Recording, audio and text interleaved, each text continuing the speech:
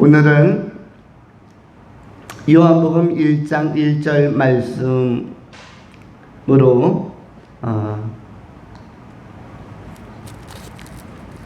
설교하도록 하겠습니다. 요한복음 1장 1절 다 함께 한번 읽어보겠습니다. 시작. 태초에 말씀이 계시니라. 이 말씀이 하나님과 함께 계셨으니 이 말씀은 곧 하나님이시니라. 아멘. 요한복음 1장 1절의 말씀입니다. 이 말씀을 우리가 세 번째 나누어서 설교하고 있습니다. 첫 번째 설교는 이미 주일날 오전에 설교로 선포되었고, 태초에 말씀이 계시니라 이 말씀을 전했고요. 두 번째 요한복음 1장 1절은 말씀이 하나님과 함께 계셨다, 주일날 오후에 전했습니다. 그리고 오늘은 세 번째로 요한복음 1장 1절 이 말씀은 하나님이시니라 라는 제목을 가지고 오늘 증거하도록 하겠습니다. 세 번째 요한복음 1장 1절을 설교합니다. 요한복음 1장 1절 이 말씀은 곧 하나님이시니라. 오늘 우리가 두 가지로 말씀을 전할 텐데, 첫 번째는 계셨고 계시니라. 계셨고 계시니라. 계셨고 계시니라. 두 번째 나눌 말씀은 계시이고 계시니라. 계시이고 계시니라. 첫 번째 말씀은 계셨고 계시니라. 두 번째 말씀은 계시이고 계시니라. 첫 번째 계시라는 단어와 계시니라 할 때 계시와 두 번째 나오는 계시는 다른 계시겠죠.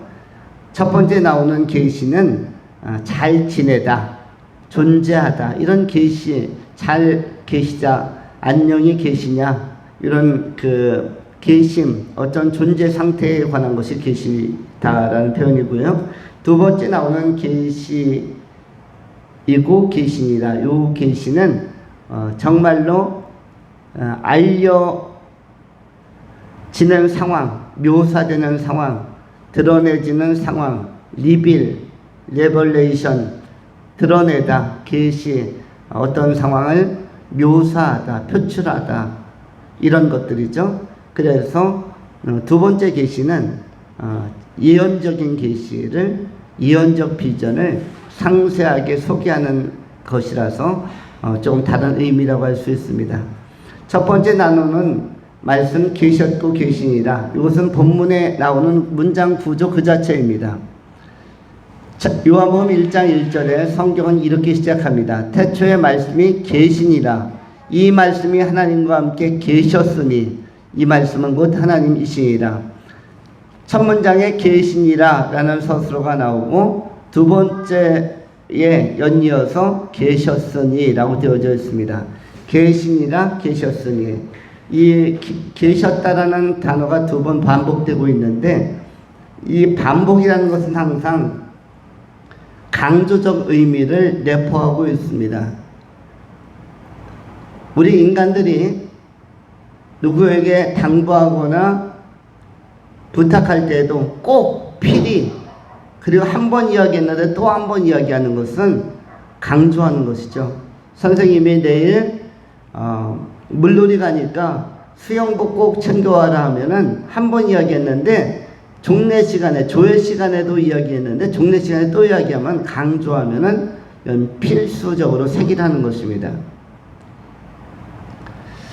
그래서 오늘 본문에도 계시니라와 계셨으니가 반복되고 있습니다. 이것은 어떠한 상태를 의미하고 존재 상태를, 존재 상황을 표현하는 그런 서술어, 묘사라고 할 수가 있습니다.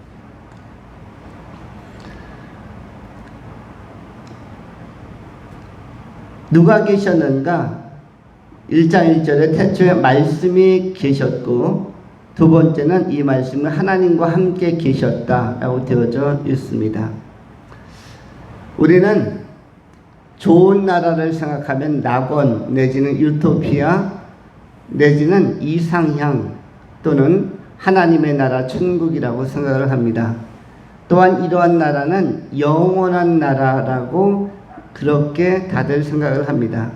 좋은 나라는 어떠한 나라냐면 한시적이고 일시적인 나라가 아니라 영원한 나라, 영원성을 확보한 나라, 영원성을 보유한 나라, 영원성의 토대 위에 세워진 나라를 좋은 나라라고 생각을 합니다. 그런데 영원한 나라가 좋은 나라는 아닙니다. 영원성만 확보했다고 해서 좋은 것이 아닙니다. 여러분, 또한 여건이 좋다고 해서 행복한 나라가 아닌 것입니다. 여건이 좋다고 해서 만족한 나라가 될 수 없습니다. 여건이 좋은데 그리고 영원한데 환경이 더할 나위 없이 금상첨화로 완벽하고 좋은데, 그런데 거기에 하나님이 없고 말씀이 없다면 그 나라는 공허합니다.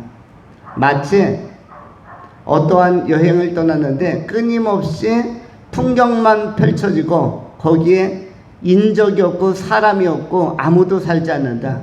폭포도 아름답고 바위도 아름답고 흐르는 시냇물도 아름답고 강줄기도 아름답고 바다도 아름답고 산도 아름답고 한데 아무도 안 산다. 아주 멋진 무인도를 생각하면 좋습니다. 무인도에 아무도 살지 않는다. 너무 우거진 나무, 그리고 맑은 에메랄드빛 바다, 수정 같은 바다, 그리고 수많은 물고기 떼들, 백사장, 과일, 열대 과일, 열대어, 너무나 드넓은 땅, 이 땅에선 땅 한 평을 자기 소유로 만들기가 쉽지 않은데 거기 있는 무인도 큰 섬을 다 가지라고 하여도, 그리고 환경이 아무리 좋아도, 거기에 과일이 아무리 많고 거기에 금은보화가 아무리 많다 할지라도, 그야말로 다이아몬드가 발에 막 걸려서 막 대굴대굴 돌멩이처럼 널려 있다 할지라도, 황금이 곳곳에 쌓여 있다 할지라도, 또 진주 조개에서 나온 이 흑진주라든지 진주 알갱이가 수백 개, 수천 개, 수만 개 해변가에 쌓여 있다 할지라도 사람이 없다면 이곳은 하루 이틀 3일 4일 지나갈 때 굉장히 고적하고 고독하고 버거운 그런 지경, 그런 지형이 되는 것입니다. 중요한 것은, 행복이라는 것은 여건으로 나오지 않는다. 아름다운 환경, 좋은 문화적, 자연적, 우월한 환경으로부터 행복이 나오지 않는다는 것입니다. 아무리 좋은 집이라 할지라도, 그야말로 3,000평, 5,000평에 그야말로 4층 건물, 5층 건물 대저택을 지어놨어도 나 혼자 산다. 나 혼자 그 수백 평, 수천 평의 집에 매일 혼자 들어간다. 혼자 청소한다. 이럴 때 오히려 행복감보다는, 처음 첫날은 행복할 수 있지만 아무리 최고급으로 인테리어를 하고 그 한 번에 수백 명의 손님을 초청할 수 있는 홀도 있고 식당도 있고 최고의 룸 방들도 있고 최고의 가구들이 수천만 원짜리 명품들로 가득하다 할지라도, 드레스룸에는 한 벌에 500만 원, 1000만 원, 2000만 원 혹과하는 옷들이 아무리 수십 벌, 수백 벌, 또 신발장에는 구두가 명품 구두, 명품 핸드백 이런 것이 몇백 켤레, 몇백 개씩 걸려있다 할지라도 나 혼자 있다면 아무 의미가 없는 것입니다. 거기에 대한 의미를 느낄 수 있는 것은 3일 이내입니다. 3일이면은 처음엔 좋았다가 나 홀로일 때, 특히 해가 지고 밤이 어두워지면 그때 나 혼자 이 큰 저택에서 있는 것은 오히려 공포이고, 그 고독감은 오히려 협소한 집에, 아늑한 집에 혼자 있는 것보다도 더 위협적으로 다가올 수가 있습니다. 우리는 위협적이고 영원한 나라를 하나 알고 있습니다. 그것을 무엇이라고 하죠? 그것을 흑암의 권세가 있는 곳, 지옥이라고 합니다. 지옥도 어떠한 나라입니까? 영원한 나라예요. 영원히 죽지 않은 나라입니다. 사람들이 이 땅에서 호흡을 마치고 그리고 영혼이 떠나 흙으로 돌아가게 되어지면 몸은 육체는 흙으로 돌아가지만 반납하게 되어지지만 영혼은 영혼체를 가지고 하나님을 안 믿거나 또는 죄사함의 문제를 해결하지 못하는 사람들은 지옥이라는 영원한 나라, 영원한 세계에 진입하고 들어가게 됩니다. 이것에는 예외가 없습니다. 이것은 불가항력적으로, 이것은 자동적으로 지옥이란 영원한 세계에 돌입하게 되어지는데, 이렇게 영원하다고 해서 좋은 것이 아니고 지옥도 크고 넓습니다. 왜냐하면 지금까지 인류에 태어난 수십억, 수백억의 사람들 중에 상당수를 삼켜버릴 만큼, 그들을 수용할 만큼의 영역이라면 지옥도 대단히 클 터인데, 크다고 해서 좋은 것도 아니고, 그리고 영원하다 해서 좋은 것이 아닌 것입니다. 어디가 좋은 것인가? 무엇이 좋은 것인가? 아무리 좋은 집도 사람이 살지 않고 그냥 비워두면, 아무리 잘 지었어도, 아무리 수백억 들여서 정성 들여 지었어도 1년, 2년, 5년, 10년, 20년, 30년, 100년, 200년 사람이 안 들어가면 거미줄 치고 폐허가 되고 마는 것이죠. 유령의 집이 되고 마는 것입니다. 그렇기 때문에 환경을 빛나게 하는 것은 무엇이다? 여건을 빛나게 하는 것은 존재입니다. 그것은 인격자입니다. 아름다운 영혼을 가진 사람이 그 집과 그 주변을 빛나게 하는 것이고요. 거기에 하나님을 경유하는 신실성과 순전성, 신실함과 진실함을 가진 사람들이 거한다면 그 처소와 장소가 그 사람의 생명 때문에 빛나게 되는 것입니다. 특별히 그 영혼이 생명의 말씀을 가지고 있다면 역시 찬란하게 빛날 수 있는 것이고, 거기에는 평화와 화평과 우정과 우애와 환희가, 희열이 그야말로 생수의 강처럼 흘러넘치게 되는 것이고, 자연스러운 이 평강이 전체 분위기 가운데 스며나는 것입니다. 하나님의 나라가 좋은 것은 영혼에서도 아니고, 환경이 좋기만 해서도 아니고, 이 나라에는 누가 계시기 때문에, 오늘 요한복음 1장 1절에 나오는 하나님이 계시기 때문에 좋은 나라입니다.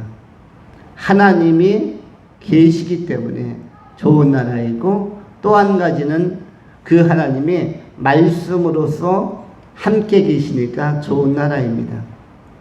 여기서 하나님이라는 완벽하고 그리고 전지전능하신, 인격적으로나 지성적으로나 능력이나 권세란 측면에 있어서 무오하시고 무흠하시며 순전하시고 완전하신 하나님께서, 지존하신 하나님께서, 거룩하신 하나님께서 계신 하나님의 나라는 하나님이 계셔서 좋지만, 또 한 가지는 말씀이 계셔서 좋은 나라입니다.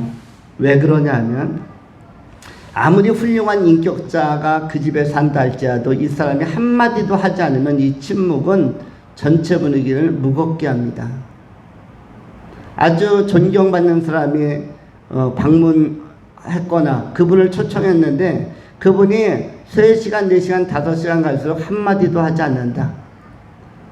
또는 우리가 어떠한 유명한 명사 아니면 존경하는 사람을 찾아뵈었는데 이분이 3시간, 4시간, 5시간 해가 질 때까지 한마디도 말씀하시지 않는다.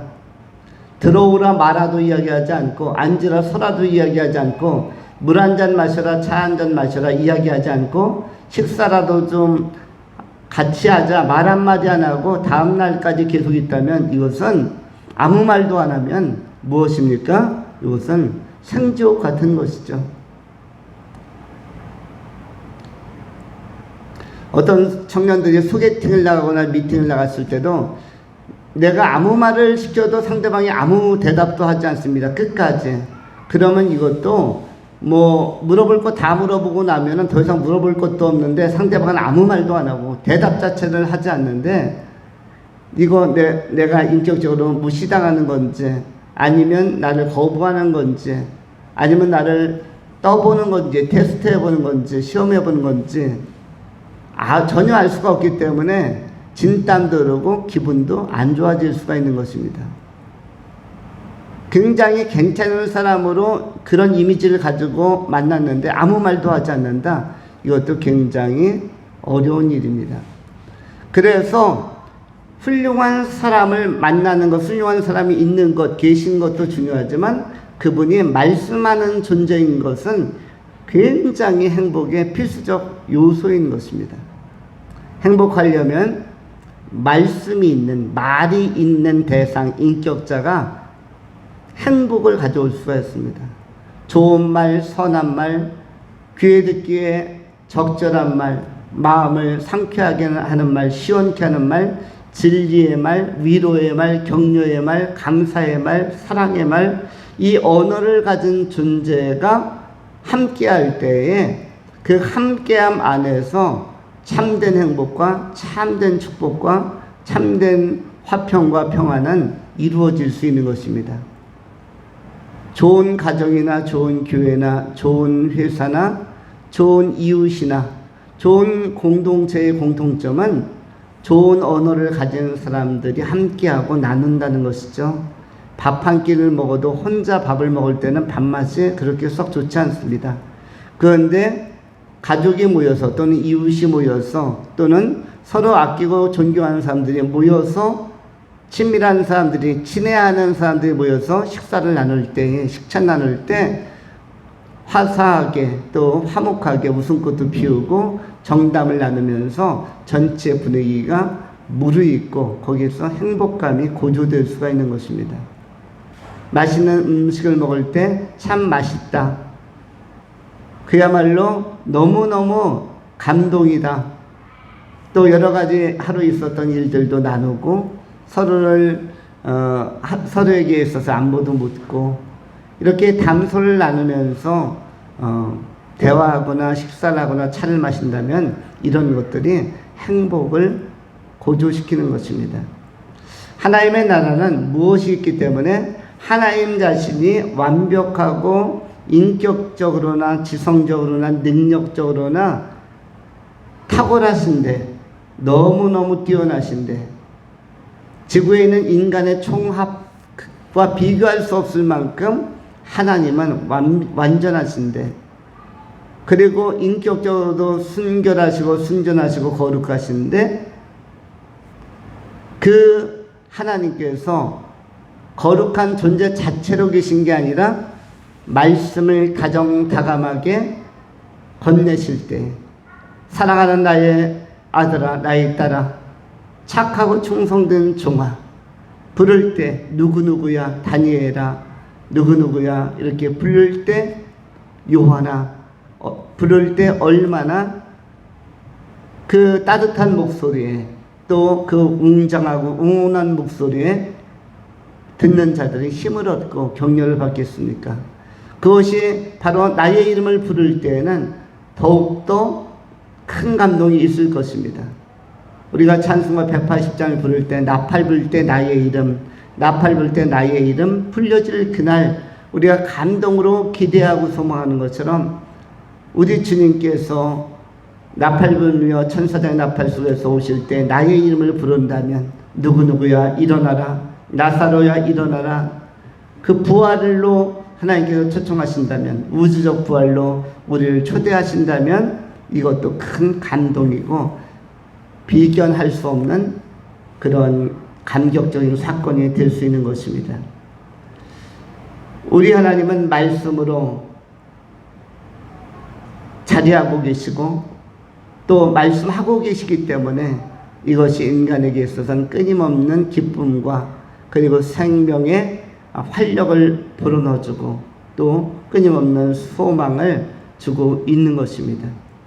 우리 하나님은 언제 태초에 세상 역사가 시작되기 이전에 선제적이고 선언적인 역사 이전의 시간의 출발이 계시되기 이전부터 하나님의 영광의 나라 가운데서 말씀으로 통치하시고 주관하시고 주지하시며 허다한 천군 천사들 가운데 영광과 경배받으시고 풍성하고 충만한 부요한 하나님의 나라를 이루셨습니다.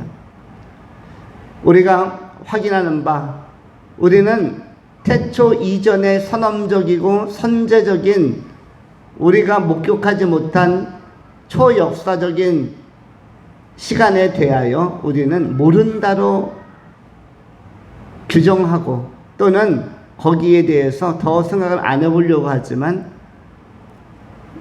그러나 역사가 시작되었다는 것은 역사 이전의 시간이 있었다는 것을 전제하는 것입니다. 우리가 서기 지금 2022년이라고 하는 것은 서기 이전의 시간, BC의 시간, 비포 크라이스트, 예수님 오시기 전의 시간도 있었던 것을 의미하는 것이고, 그리고 역사가 몇천 년이니 몇만 년이니 이야기한다면 그것은 그 몇천 년 전, 몇만 년 전 역사가 출발하기 전에 태초에 하나님이 천지를 창조하기 이전의 시간에는 어떠한 세계였는가, 하나님은 어디 계셨는가, 이 문제를 해결할 수 있는 것은 선언적인 하나님의 나라, 우리가 경험하지 못했던 그러나 먼저 선제, 먼저 앞서서 존재했던 그 나라, 그리고 존재하고 있는 그 나라. 우리는 지상에서 예배하지만, 역사 내에서 예배하지만, 그러나 초월적 역사 밖에서 천재적으로도 무시로 예배가 진행되고 있지 않습니까? 구원받은 백성들이 현재도 예배하고 있고, 우리는 수요예배, 주일예배, 금요예배 이런 식으로 예배하지만 구원받은 주의 천사들은 무시로, 구원받은 주의 백성들과 성도들은 천사들과 더불어 무시로 하나님 앞에서 예배하고 있는 것이죠. 그래서 영원한 예배자의 부르심 앞에 응답한 피조물들이 있는 것이고, 그리고 예수님께서 재림하실 그날에 이른바 오메가 포인트, 오메가의 시점, 알파와 오메가라고 말씀하신 예수님의 마지막 시점에서 우리들 또한 그 예배자의 대열에 합류해서 하나님의 나라에서 더 풍성한 완성된 하나님의 나라에서, 특별히 새하늘과 새 땅, 새 예루살렘 도성에서 또 더 깊은 은혜 안에서 예배하는 자로 또 우리가 준비되고 있는 것입니다. 우리는 이 말씀으로 계신 하나님께서 성경을 통해서 자기를 표현했다는 것, 말씀의 맛보기, 말씀의 역사적 유출, 발출, 역사에다가 말씀을 흩뿌려 놓은 것. 예를 들어서 어떤 밭과 토지가 넓게 있다면 이 흙에다가 씨앗, 상추 씨앗이든 배추 씨앗이든 무 씨앗이든 참외 씨앗이든 고추 씨앗이든 씨앗을 뿌려 놓으면은 뿌린 대로 그것이 시간이 지나면 햇빛을 받고 또 비가 오면은 수건기를 머금고 탄소 동화 작용을 통해서 언젠가 다양한 씨앗대로 생명을 발화하고 발현시켜서 새싹들이 튀어나오는 것처럼, 그리고 때가 되면 꽃도 피고 열매를 맺는 것처럼 하나님의 말씀도 이렇게 역사 안에 뭐뭐했다? 흩뿌려져서 역사 안에 유출되고 발출되고 발현되어서 역사에 스며들어서 그것이 나타난 것이 무엇이다? 말씀이 역사를 통과해서 우리가 목격하고 우리가 음미하고 읽고 해석하고 묵상하고 이해하고 전파하는 것들이 쉽게 표현하면 그것을 성경이라고 하는 것입니다. 말씀이 천지창조라는 일주일의 시간과 공간과 사건 안에서 역사했기 때문에, 그 가운데 투영되었고 발현되었기 때문에 창세기가 시작된 것이고, 그것이 에덴 동산 안에서 역사했기 때문에 에덴 동산 안에서의 반응들, 또 아담과 하와의 반응들이 창세기 1장, 2장, 3장에 계속 묘사된 것이고, 인간의 반응에 대하여 하나님은 또한 어떻게 하나하나 코멘트를 해주셨습니다. 천지 창조를 보고는 어떠하였다? 보시기에 심히 좋았다. 보시기에 좋았다. 아담이 독초하는 것을 보고는 굉장히 민망한 마음, 전 혼자 있음이라는 것은 상당히 민망한데 짝을 배필을 지어줘야겠다. 이렇게 하나님께서 그 상황을 분석하시고 아담의 홀로 있는 상황을 해석하시고 나서 하와라는 여성을 고안하고 설계하여서 아담이 잠들었을 때 갈빗대 하나를 취해서 여성을 이렇게 만들어내는 작업을 하게 됩니다. 하나님은 또한 창세기 3장에서 아담과 하와가 뱀의 유혹을 받아 그야말로 옛뱀, 큰 용, 사단 마귀의 유혹을 받은 아담과 하와가 무너지는 것을 보면서 하나님의 말씀을 떠나는 것을 보면서 저버리는 것을 보면서 거기에 대한 대안을 제시하는 것이 바로 창세기 3장 14절로 15절에 나오는 여자의 후손에 관한 말씀이라고 할 수가 있습니다. 너는 그의 발꿈치를 물을 것이고 여자의 후손 메시아는 그는 너의 머리를 밟을 것이며 뱀의 머리를 밟을 것이며 이렇게 메시아 그리스도께서 오실 것에 대한 대안적 제안도 하나님이 먼저 하시죠.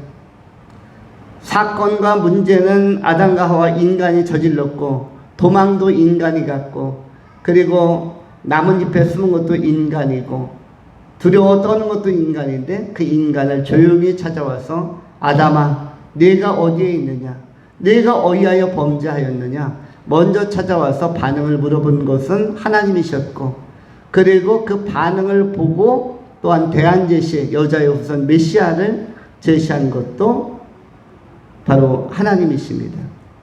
그리고 인간의 미래에 대하여 인간의 실존에 대하여 이마에 땀이 흘러야 할 것이며 인간이 처한 주변적 상황은 엉겅퀴가 가시덤불이 나는 만만찮은 상황 인간이 한 인생을 산다는 것은 쉽지 않을 것이라는 것을 미리 예언적으로 경고하고 알려주었습니다. 그리고 인간이 극도의 수치감을 느꼈기 때문에 그것을 발견하고 나뭇잎으로 엮었던 이 치마를 대체할 수 있는 일시적이고 그리고 미봉책적으로 한 부분만 가졌던 것을 해체시키고 제거하고 거기에 가죽옷이라는 아주 좋은 그리고 어떤 생명체의 어떤 양이라든지 동물의 생명을 취하고 그 가죽을 벗겨서 그것으로 아담용으로 한 벌, 하와용으로 한 벌 해서 하나님은 손수 만들어서 입혀주셨습니다. 아담의 허리 사이즈도 알았을 것이고 엉덩이 사이즈도 알았을 것이며 하와의 또 몸 크기도 알고 거기에 알맞게 하나님의 알맞은 짐승을 선택해서 가죽을 벗겨서 그것으로 나름대로 디자인하고 또 바느질해서 하나씩 입도록 이렇게 맞춤 제작해 주신 것이죠. 어떻게 보면 하나님께서 친히 옷을 만드신 지상적인 첫 행위 그것이 아담과 하와에게 가죽 옷을 만들어 주신 사건이라고 할 수가 있습니다.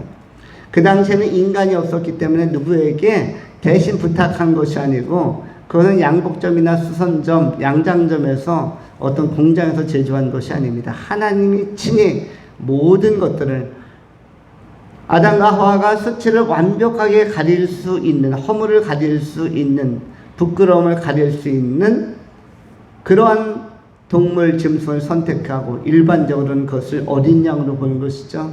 그리고 그것을 두 사람이 충분히 입을 수 있는 인간이 우리가 그 인간할 때 있는 두 인변 두 사람이 등을 기대고 있는 모습 아담과 하와가 동산에서 이렇게 등을 맞대고 있는 모습을 사람 인자로 표현했다고 했죠.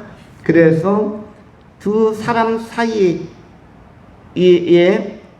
굉장히 애매하고 모호한 긴장이 흐를 때 거기에 간극이 생기고 틈이 생길 때 두 사람에게 옷을 입힘으로써 다시 한번 하나님의 애정을 표현하고 하나님의 관심사와 또 구원의 소망, 구원의 단서와 단초를 제공하신 것이 하나님께서 행하신 일임을 창세기 3장이 기록해주고 있는 것입니다. 그래서 하나님의 개입과 하나님의 활동과 하나님의 배려는 생각보다 섬세하고 생각보다 현실적이고 그리고 역사 안에서 이렇게 하나님의 좋은 생각과 말씀들은 배연하고 발현되는 것입니다. 우리가 발현이란 표현은 무엇이냐면 간장을 담글 때, 또 청국장이나 된장 같은 걸 담글 때 콩으로 무엇을 써서, 콩을 끓여가지고 메주를 써서 장독대라든지 아니면 처마 끝이라든지 지푸라기로 이렇게 해서 매달아 놓습니다. 또는 어떤 그릇에다 담아서 따뜻한 이불로 덮어서 그야말로 따뜻한 곳에다가, 옛날에 그 구들장이 있었던 집, 화목이나 목재를 떼가지고 또 나뭇잎을 떼가지고 솔가지를 떼가지고 방을 덮였던 그런 집에서는 아랫목에다 청국장을 띄운다고 합니다. 그런데 청국장이 떴다 할 때, 메주가 잘 익었다고 할 때의 상태는 어떤 상태이죠? 메주가, 매끈한 메주가 잘 뜬 게 아닙니다. 메주가 완성된 메주, 완성된 청국장의 특성은 뭐죠? 끈적끈적함이 있다. 끈적끈적함은 뭐로부터 나오는 것입니까? 발효로부터 나오죠. 그런데 그 현상은 대부분 뭘로 나타나면, 쉽게 표현하면 곰팡이들이 막 활성화되는 상태로 나타납니다. 곰팡이들이.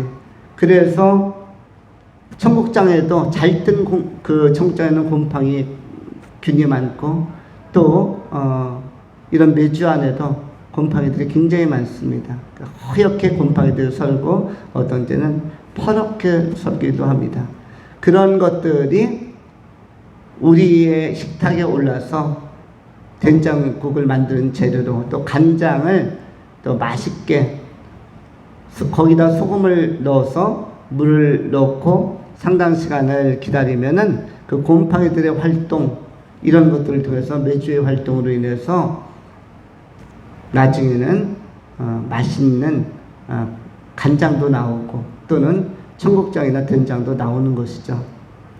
이때 콩에 그 곰팡이 균이나 무슨 효모라고 합니까? 여러 가지들이 막 발현되어서 나오죠.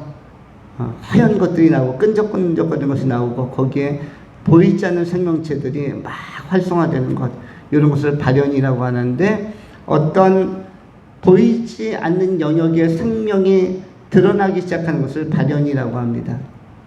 발현은 어린아이의 생명의 성장 과정에서도 잘 발견할 수가 있습니다. 어린아이들이 이제 태어나서 한 달, 두 달, 세 달 되다 보면은 머리카락이 하나도 없는 상태 속에서 출발하죠. 그리고 이도 안 난 상태입니다. 그런데 조금 자라다 보면, 시간이 지나다 보면 머리카락도 솟아나고 이빨도 하나씩 하나씩 나오기 시작되고, 없었는데 있게 되어지는 것을 발현이라고 하죠. 그것을 발현 내지는 발출, 유출이라고 하는 것입니다. 하나님의 말씀이 어디에, 역사에 부딪혀서 드러나지는 것.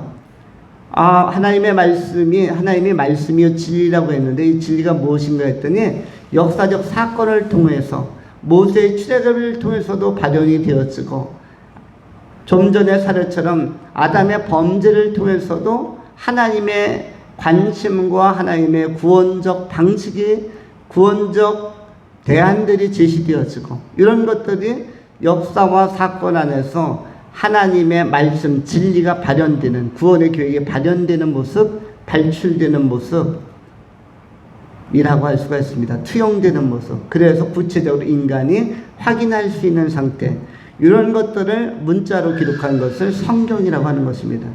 신약시대에 와서는 말씀이 육신이 돼서 이 땅에 오신 예수 그리스도의 삶을 통해서 이것이 또 발현이 되는 것입니다. 하나님의 정신과 하나님의 사상과 하나님의 기쁨과 하나님의 거룩성과 온전성과 완전성이, 하나님의 진리와 그 능력이 예수 그리스도를 통해서 또 그것이 발현되는 것이고 입증되고 증명이 되는 것들입니다. 계셨고 계시니라, 우리 하나님께서 하나님 나라에 계셨을 뿐만 아니라 역사 구조 안에 들어와서 활동하시면서 그분의 생명과 그분의 따스함과 그분의 사랑과 권능을 발현하고 드러낸 것, 이러한 것들을 하나하나 기록한 것을 구약 성경이라고 이야기하는 것입니다. 그것을 전담해서 기록한 사람들을 선지자라고 이야기하는 것이죠. 선지자 내지는 선견자, 이른바 나비. 그래서 하나하나 구체적으로 묘사하고 또 서술함으로써 후대 인간들이 잘 알아들을 수 있도록 이렇게 명시적으로 전달해 줍니다. 그 가운데 십계명이라는 것도 있고요. 그 다음에 그 이외에도 여러 성경의 모든 역사서, 서신, 선지서, 시편을 포함하여 이언서까지, 다니엘서 또는 이사야서, 스가랴서 모든 것을 포함하여 하나님의 계획을 알려주는 것입니다. 신약 성경에서도 마찬가지죠. 예수 그리스도의 사복음서를 통해서 또 제자들과의 만남과 관계성 속에서 교훈한 것들과 가르치고 훈련시킨 것들이 그것이 역동적으로 신약 성경에서도 잘 나타나고 있고 모든 선지서와 또 이언서의 또 목회 서신에 이르기까지 이렇게 잘 기록되어져 있는 것입니다. 이 하나님의 말씀을 우리가 진리로 믿는 것은 이 가운데서, 이 말씀 가운데서 진리 아닌 것이 없다는 사실에 우리는 굉장히 경이로움을 표할 수밖에 없습니다. 하나님의 말씀을 읽다 보면 문장이 완벽합니다. 어떻게 창세기 4,000년 전에 쓰여진 창세기도 완벽한 문장 구조를 가지고 있고 2,000년 전에 쓰여진 요한계시록까지 문장, 문맥, 단어 선택이 완벽할 수가 있는가? 여러분 4,000년 전 모세가 살았던 시대만 하더라도 또 노아가 살았던 시대만 하더라도 우리나라의 역사로는 단군 신화적 시대입니다. 문자나 글자는 상상할 수도 없던 그 시대에 완전히 문맹이요, 우리는 원시인과 방불한 상태로 이른바 호모 사피엔스라고 불렸던 그 후대의 사람들, 원숭이인지 인간인지도 구별이 안 되는 그 원인류의 시대가 한반도에 생성되었다라고 그렇게 우리가 배우고 있는 상황 속에서 중동 땅의 모세는, 이스라엘의 모세는 완벽한 말씀을, 성경을 기록하고 있었던 것이죠. 창세기, 출애굽기, 레위기, 민수기, 신명기, 그 다음에 그의 후대인 여호수아, 그리고 사사시대의 많은 그 기록자들, 다윗에 이르기까지 너무 완벽한 글과 문장력과 이 모든 것에 무엇이 있는가? 모든 것이 진리라는 것을 계속 증명하고 있습니다. 이것은 인간이 이런 문장을 만들어낼 수가 없습니다. 또 한 가지, 세상적인 책들은 읽으면 진리입니다. 아무리 좋은 소설책, 여러분 세상에서 제일 유명한 소설책이 뭡니까? 여러분이 감명 깊게 읽은 소설책이 무엇이며 문학전집이 뭐예요? 국내 작품은 무엇이고 해외 작품은 무엇입니까? 여러분이 많이 음미했던 시 가운데 국내의 시는 무엇이고 해외의 시는 무엇입니까? 그러나 아무리 뛰어난 문호가 쓴 책이라 할지라도 서너 번 읽으면 지칩니다. 아무리 좋은 영화도 너댓 번 보면 질려버립니다. 그런데 성경은 읽으면 읽을수록 새롭고, 설교자들도 마찬가지입니다. 설교하면 할수록 새로운 것이 성경입니다. 너무나 그 말씀의 풍성함과 다양함이 있기 때문에 똑같은 본문을 가지고 설교해도 설교할 때마다 다른 각성과 다른 지혜, 다른 인사이트, 다른 통찰을 항상 성령의 존명 안에서 받게 되는 것입니다. 그래서 똑같은 본문이지만 똑같은 설교를 할 수가 없습니다. 왜냐하면 성경은 하나님의 지혜요, 하나님의 말씀이기 때문에 그 말씀이 성령의 조명을 받을 때마다 너무나 다채롭게 7빛깔 무지개 이상의 다양성을 가지고 항상 새롭게 다가오기 때문입니다. 성경의 말씀은 읽어도 질리지 않고 오히려 우리를 진리로 인도하고 새롭게 하고 우리를 해맑게 하는 것이고 심오하게 하는 것입니다. 하나님의 말씀은 우리의 생각과 사상을 바꾸게 하고 우리의 삶의 방식과 삶의 목표와 목적도 바꾸어내는 이러는 변화의 능력, 변화의 추진력, 추동성, 이런 것들이, 이런 역동성이, 이런 생동성이 하나님의 말씀에는 있는 것입니다. 그래서 이 하나님의 말씀은 살았고 운동력 있는 말씀이다. 히브리서에 기록된 말씀처럼 하나님의 말씀은 살았고 운동력이 있어서 좌우의 날선 검처럼 예리하여 혼과 영과 골수와 관절을 찔러 쪼개기까지 한다 라고 증언하고 있는 것입니다. 또한 시편 119편 105절에는 우리가 잘 아는 말씀, 주의 말씀은 내 발의 등이요 내 길의 빛이니이다 라는 말씀이 기록되어져 있습니다. 우리가 이러한 하나님의 말씀하신 하나님, 그분께서 우리에게 성경을 선물로 주신 것도 감사한 일이고, 또한 말씀으로 계신 것 자체가 우리 하나님의 백성들에게 큰 위로이며, 지상에서는 성경이 우리에게 주어지고 또 성경을 풀이하고 해석하고 증언하는 전달자들, 또 목회자들이 있는 것도 감사한 일이고, 또 함께 모여서 말씀을 들을 수 있는 교회 공동체가 있는 것은 굉장한 축복이라고 할 수가 있습니다.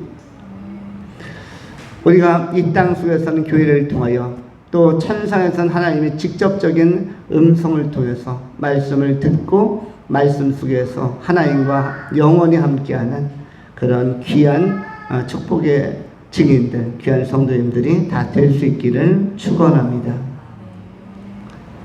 두 번째로 계시이고 계시니라. 여기에서 계시는 그야말로 보여주는 것입니다. 보여주는 것, 드러내주는 것, 하나님 나라의 비밀을 드러내주고 하나님의 나라의 비밀을, 신비를 알려주고 증명해주는 것. 그런데 이 계시는 서술된 말씀, 성경을 통해서도 이 계시가 임하고, 그 계시는 우리의 마음에 우리의 마음을 움직이죠. 우리의 마음에 감동도 주고, 그리고 깨달음도 주고, 치유도 주고, 또 우리의 시각과 안목의 확장, 세계관의 변화, 가치관의 그 변화도 주고, 이런 창조적인, 마치 어떤 의사가 한 사람의 그 몸을 치료해 가듯이 우리의 심령에 성령께서 오셔서 성령의 칼로 하나님의 말씀을 치료해 가셔서 사람이 바뀌어도 너무나 바뀌고, 온전해져도 너무나 온전해지고, 반듯해져도 너무나 반듯해진 것을, 말씀의 은혜는 그러한 변화를 이끌어내는 것을 우리는 많이 목격하게 됩니다. 우리 자신들이 이전과는 많이 바뀌었는데, 바뀌는 과정 안에서 뭐와의 만남이 있었습니까? 말씀을 통한 하나님의 계시, 말씀을 통해서 드러내시고 우리의 손을 잡아주시고 우리의 마음을 터치해 주시고 격려해 주신, 위로해 주시고 우리의 시각과 안목을 열어주시는 하나님의 끊임없는 부단한 열심, 부단한 손길의 작용이 있었음을 우리는 간증할 수 있는 것입니다. 모든 사람이 자연인으로, 육체적인 인간으로, 모난 인간으로 출발하지만, 그러나 하나님의 말씀 안에서 그 모난 것들을 다듬어 주시고, 또 여러 가지로 그야말로 강팍하거나 괴팍하거나 치우쳐 있었던, 협소해 있었던 우리를 확장되고 원만하고 관용하며 성령의 열매를 맺는 고귀한 인품으로, 아름다운 영혼을 가진 존재로, 새존재로, 새로운 피조물로 만들어내시는 것은 말씀을 통한 성령의 사역, 하나님의 사역이라고 할 수가 있습니다. 하나님은 일하시는데 세상을 지탱하고 세상을 조성하시고 운용하는 일도 하시지만 우리 자신을 변화시키는데 굉장히 큰 관심을 가지시고 일하고 계신 것입니다. 나는 누구로 인해서 바뀌었는가? 하나님으로부터, 하나님으로 인하여, 하나님의 열심과 손길로 인하여 바뀐 그 증거가 누구인가? 하나님의 일하심의 증거는 바로 나 자신입니다. 나라는 존재를 이만큼 바꾸어내고 이렇게 새롭게 재구성해내신 분은 하나님 이외에는 없습니다. 아시는 것처럼 인간은 잘 바뀌지 않습니다.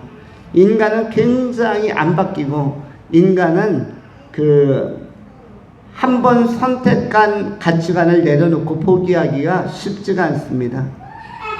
그런데 그런 인간을 송두리째 생각의 저변, 그 사람의 모든 사고체계를 완벽하게 혁명적으로 부드럽게 이렇게 바꿔내는 이런 큰 역사는 하나님 이외에는 이 큰 공사, 이 역사를 담당할 만한 분이 없는 것입니다.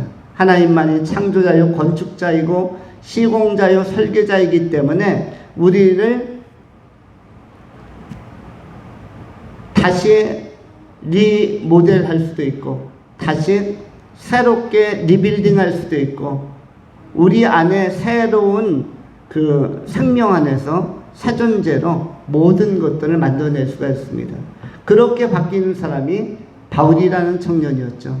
사울이라는 협소하고 편협하고 옹졸한 지식인을 바울이라는 복음 안에서 원만하고 총명하며 또 신실한 믿음의 증인으로 바꾸어낸 것이 한 사례이며, 예수님의 12 제자 베드로를 포함하여 요한과 야고보를 포함하여 너무나 다혈질이었던 이 사람들은 사랑의 사도로, 그리고 관대하고 관용하고 따뜻하고 부드러운 사람으로 바꾸어낸 내면 세계를 치료하고 수술하고 시술하고 근원적으로 혁명적으로 부드럽게 이렇게 재구성시킨 분은 하나님이라는 사실을 우리가 알 수 있는 것입니다. 그 하나님께서 우리 안에 구체적으로 다가왔는데, 구체적으로 다가온 하나님의 살아계심을 구체적으로 증언한 계시가 바로 살아있는 계시가 어떤 것이냐면 예수 그리스도께서 이 땅에 오신 사건입니다. 인카네이션, 이른바 성육신이라고 하죠. 말씀이 육신이 되어 우리 가운데 임하심에 우리가 독생자의 영광을 보니 은혜와 진리가 충만하더라. 말씀이 육신이 되어 이 땅에 오셨는데, 그것이 바로 말씀이 육신이 되어 이 땅에 오신 분이 바로 예수 그리스도이시고, 예수 그리스도야말로 하나님의 나라가 있다라는 것을 계시하고 보여주는 사건이며, 또 하나님을 보여주는 사건. 우리 인간이 하나님만 보면은 내가 믿는다고 하죠. 하나님을 보는 것은 얼굴을 보는 것이 아니라 하나님의 능력과 하나님의 생각과 하나님의 언어와 하나님과 구체적으로 접촉하는 방법은 무엇입니까? 대화를 나눠봐야 되고 대면해 봐야 되는데, 그 대면과 대화가 누구를 통해서 이루어질 수 있는가 하냐면 바로 예수 그리스도를 통해서, 성자 예수, 오늘 말씀 가운데 선지하신 예수를 통해서 이루어질 수가 있는 것입니다. 그래서 예수님께서는 나를 본 자는 아버지를 보았거늘 이라고 선언했습니다. 나를 본 자는 아버지를 보았거늘, 나를 본 자는 하나님을 보았거늘. 아버지와 아들은 하나요, 나와 아버지는 하나다.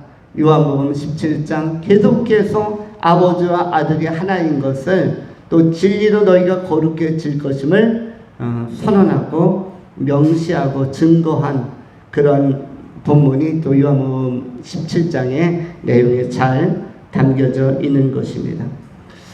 우리 주 예수님은 누구에게 더 구체적으로 계시하시고 자신을 드러내시는가? 사모하는 영혼에게 자신을 드러내십니다. 시편 107편 9절에 하나님은 그가 사모하는 영혼에게 만족을 주시며 줄인 영혼에게 좋은 것을 채워주심이로다. 하나님은 그가 사모하는 영혼에게 만족을 주시고 줄인 영혼에게 좋은 것을 채워주심이로다. 어떠한 영혼에게 계시하는가? 사모하는 영혼.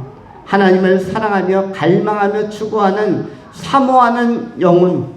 진지하게 하나님을 탐구하고 하나님의 마음에 합한 삶을 살려고 결단하고 결심하며 뜻을 정하는 영혼에게 만족함을 주시고, 그리고 줄인 영혼에게 좋은 것으로 채워주신다라고 약속하고 있는 것입니다. 또한 우리 하나님께 소망을 두는 사람들에게 하나님은 아주 좋은 것으로 넘치게 하시겠다고 말씀합니다. 로마서 15장 13절에 성경은 이렇게 기록을 합니다. 소망의 하나님이 모든 기쁨과 평강을 믿음 안에서 너희에게 충만하게 하사 성령의 능력으로 소망이 넘치게 하시기를 원하노라. 이렇게 선언하고 있습니다.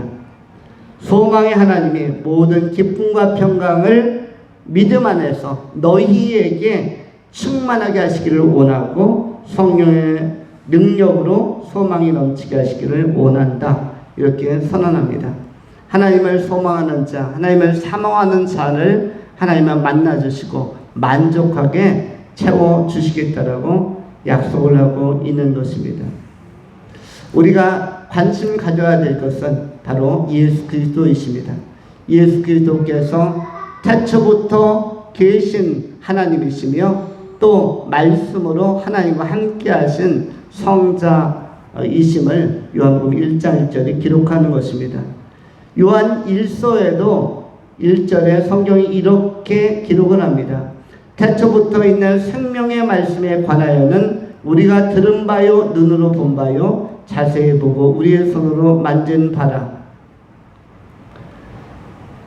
이 생명이 나타내신 바 된지라. 이 영원한 생명을 우리에게 보았고 증언하여 너희에게 전하노니 이는 아버지와 함께 계시다가 우리에게 나타내신 바 된 이시니라.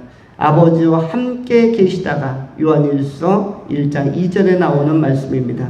아버지와 함께 계시다가 우리에게 나타내신 바 된 예수 그리스도가 진정한 계시의 실체이시고, 그리고 하나님을 알 수 있는, 하나님을 알려주는 그런 구체적인 전달자, 그리고 하나님을 우리에게 소개하는 분으로 이렇게 증언하고 있습니다. 또한 요한일서 1장에 단순히 말씀이라고 하지 않았고 태초에는 생명의 말씀에 관하여라고 기록을 하고 있습니다.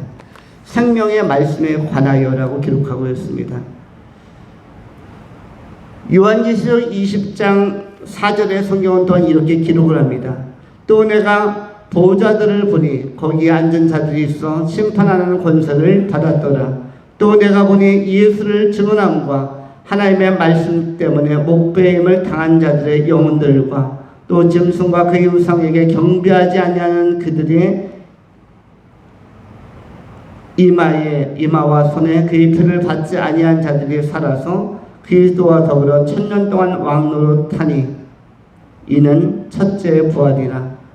하나님의 말씀 때문에 목배임을 당한 자, 예수를 증언함과 하나님의 말씀 때문에 목배임을 당한 자라고 요한계시록 2장 4절에 기록하고 있는데, 우리에게 오늘 이 시대에 필요한 정신은 바로 예수를 증언하는 것과 하나님의 말씀 때문에 때로는 핍박도 받고 하나님의 말씀 때문에 사건도 일어나고 때로는 하나님의 말씀 때문에 말씀 따라 살다가 좁고 협착한 길로 들어서기도 하고, 이러한 사람들이 어디에 참여한다? 첫째 부활에 참여한다라고 되어져 있는 것입니다.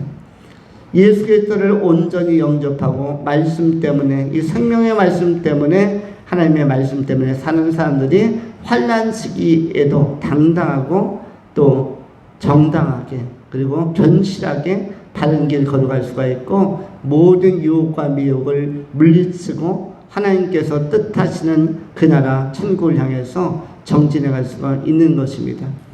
우리가 무엇을 가지고 남은 생애를 살아가겠습니까? 하나님의 말씀을 가지고, 이 말씀 안에 생명이 있는데 이 생명의 말씀을 가지고 이것을 소중히 여기고 사모하는 마음으로 하나님의 말씀에 소망을 두고 하나님의 나라에 소망을 두고 예수 그리스도에게 소망을 두는 사람들, 태초부터 하나님과 함께 계셨던 말씀에, 그리고 하나님 함께 하셨던 예수님께 소망을 두는 사람들이 바로 다 첫째 부활에 참여하는 영원한 영생에 참여하는 종들이 되는 것입니다. 우리 삶의 교회 공동체의 모든 존귀한 성도인들과 이 시대에 하나님을 경외하고 경배하는 참단 그리스도인의 삶 가운데 예수의 도를 소망하는 마음, 사모하는 마음, 또한 하나님의 말씀을, 생명의 말씀을 사모하고 또 증거하는 심령으로 충만하여 성경이 약속하고 있는 첫째 부활에, 영원한 생명의 부활에 다 참여하는 구원받은 귀한 성도님들이 다 될 수 있기를 축원합니다. 기도하겠습니다. 할렐루야. 자비하신 하나님 감사합니다. 오늘도 소망의 말씀 안에서 우리가 다시 힘을 얻고 하나님을 사모하는 심령으로 하나님의 존재의 계심과 하나님이 너무나 좋은 분으로 실제하시고 다스리시며 주관하심을 얼마나 큰 복으로 우리가 다시금 새겨야 하는지를 오늘 마음에 정돈합니다. 거룩하신 하나님, 주의 영광과 주의 나라의 소망을 두는 사람들, 하나님의 말씀과 예수 그리스도 사모하는 이 믿음을 더 견실하게 하여 주셔서 우리가 살아도 주를 위하여 죽어도 주를 위하여 남은 생에 오직 믿음 안에서 예수 위하여 또 말씀 따라 경주에 가는 천국 분명한 하나님의 나라 향방 있는 존재로 삶을 살아가는 성령의 도구들, 성령의 사람들이 다 되게 하여 주시옵소서. 감사드리오며 신실하신 우리 구주 예수 그리스도 이름으로 축복하며 기도하옵나이다. 아멘.